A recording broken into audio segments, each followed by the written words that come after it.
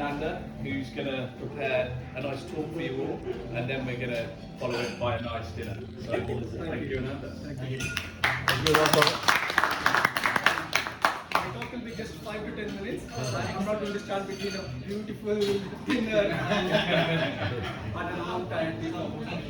So, as you know, CJ Medical has got its own nice portfolio of products, of which the endourology is the one which is closer to my heart, and there are some products for respiratory, bronchoscopes, everything, which are out of our scope. So, coming to the main products, the urology things are going towards disposable. A lot of discussions happened about these disposable scopes, or eco-friendly, is it economical, or we saving the planet, what about the carbon footprint. But I think those things were nicely cleared now, and a lot of evidences come out to say that reusable scopes, sterilization, amount of detergent use or the chemicals used in that are equally bad compared to the disposable scopes there. So if anybody wants to discuss anything nuances, I'm quite happy to dwell deep. But as I said, I want to keep this presentation as light as possible.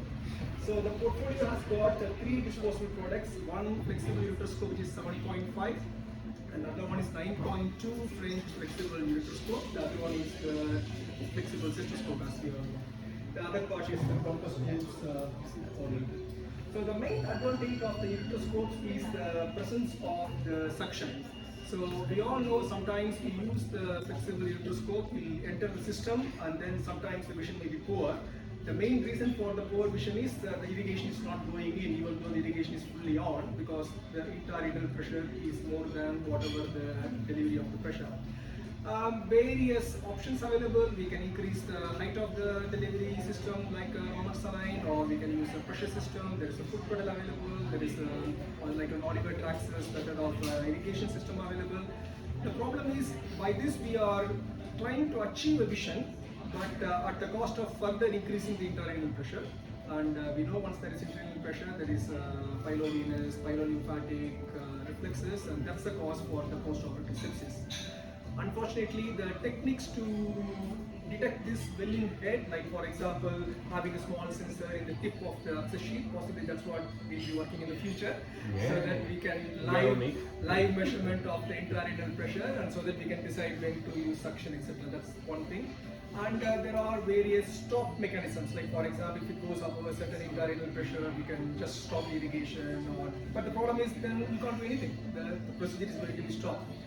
So the only way to resolve this is the initial method, say up to 2023, what we have done is using an access sheet.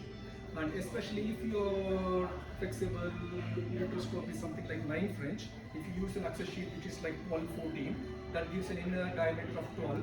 So you are having a gap of 9 to 12 French gap for the kidney to drain.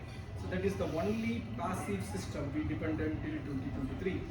But now we got this suction apparatus. Obviously, some of you may have done like removing the flexible ureteroscope completely, using that sheet for draining the kidneys.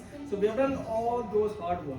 But with the help of the suction, the advantage is just by the pressing of the suction, the working channel will become a sucking channel, and the irrigation will stop automatically. So there is no need for like TURP, like continuous flow Iglesias cystoscope method. It's the same channel, works both ways, just by a flick of a switch. That's one advantage. And the main other advantage of this suction apparatus is you don't have to go for a smaller ureteroscopes, or you don't have to go for a bigger access sheets, because you are not dependent on the space between your ureteroscope and access sheet, because the suction can happen within the ureteroscope itself. So if somebody can really write it properly, it can be a good urology news article on how we can use suction in flexible ureteroscopes and like scientific background of it. So that's a main take-home point. Otherwise, this 9.5 French, even though it's a large ureteroscope, the advantage is it's got much more larger working channel. So you may be able to have a better irrigation flow, and since the flow is better, with the help of the suction, you can hold fairly good amount of stones, and if you remove the scope, the stones can come with you. That's one big advantage. And 9.2 is the one which we used till 2023. Now this is the first time we started having this 7.5. 9.2 will be the one thing is, before opening a disposable ureteroscope, how confident that ureteroscope will reach the pelvic anesthesia system, how confident that you're going to use the money which you're going to dispose of. So the easiest way is if the patient is pre-stented, use 9.2. If the patient is not pre-stented, go for 7.5. So the chances of you opening a flexible disposable ureteroscope and then not able to reach and then putting a stent and coming out and not using the economics of it. Okay? That's one advantage. And again, it's named as cystronephroscope, but the majority of the role will be of cystoscope, so that you can remove the stents in the ward. You can do a quick cystoscope before the patient goes home. If the hematuria is resolved, they don't have to wait for another 2 weeks and wasting a precious hematuria slot. So those are the various advantages. And while PCNL, by using it as a nephroscope, we can avoid multiple punctures. Maybe we can reach the calyx which we can't able to reach with the help of a straight or mini PCNL set. And these are all the various small parts of the system. It comes with the lever lock, which is adjustable. So the main advantage is the suction, and there are two ports which you can label it, one for the picture and one for the video. So when you are doing a procedure, you can automatically stop the video. You don't have to record the whole video and then later sit in the midnight to edit your videos. And you can take some pictures if there is something like TCC where a lot of time in TCC, at least in my practice, we can see it's a TCC, but we take a biopsy, the biopsy will become like insufficient. But in the MDT, you will say that no, it's a TCC, I saw it's TCC, it's papillary, but nobody will believe you. The only way is you should have something to capture the moment so that you can do them. And then it's easy to say, most of them will be low grade or like, it won't be a really T1 or more than T1 disease. In that case, the histology will be positive. The problem comes in low grade T1, where we see the lesion, but the histology is quite difficult.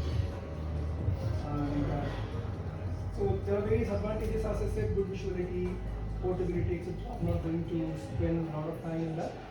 This is the actual Pusen scope, so you can connect a pathfinder with that. This is the navigator equivalent of access sheet with a suction probe also.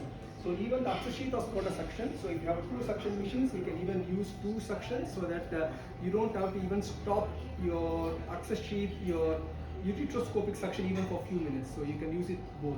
So that's one advantage of using the suction with the access sheet. And you can see that it's very simple pattern, not very complex, and it's not much disturbing in the one. They got very good video system. This PV300 can be connected to any of your existing monitors, so the vision will be bigger than the other Boston Scientific products and other disposable other monitors also. And again, it has got the recording facility. And this is flexible and navigable suction access sheet. As I said, the suction is useful, and also the tip is navigable. Sometimes there will be usually a debate if you are doing a flexible ureteroscope with an access sheet, where are you going to park the tip of the access sheet? If you park it below the PUJ, it won't work much for you. But if you park it above the PUJ, it will just drain whole pelvis. The whole pelvis can make it collapsed. So this flexible navigable will take the access sheet into your desired calyx, and then you can just focus there, have a good irrigation, and the suction works very good with the fans also. This is a good improvement compared to the other products like Clear Petra, where the tip is quite flexible and navigable. You can see the access sheet tip is so nicely flexible, and it can reach all the calyxes, including the lower calyx. It's a passive flexion, so when you flex the ureteroscope, automatically the access sheet will get flexed out. And I'll just show a small video, and I got 2-3 videos. A few I borrowed from Professor Somani, but I'll show only one at least, just to show how it works, especially with the stone. So if you see, as we break the stone, the fragments are not going into the calyx and settling into the calyx. Even the fragments are coming towards us. I don't know how far you're able to appreciate in this shade. The fragments are coming towards us, and in the end of the stone complete dusting, you don't have that much of dusting remaining. It's like the suctioning and removing of the fragments happens as we do. These are all like few small moments of pressing the suction, and sometimes if your fragmentation does well, if the stone is not a hard one, just by dusting you can clear completely without using any of the baskets or any other accessories also. So that's one advantage. I've got few videos, but as I said, I don't want to drag this and stop from a good dinner.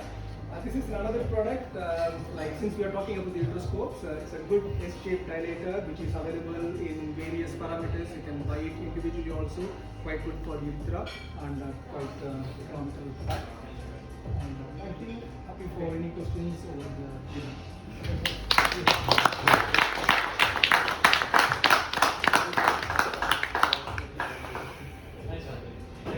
Many thanks, Uncle. Thanks very much, Nanda. Yeah. Right. So is there any vegetarians or vegans?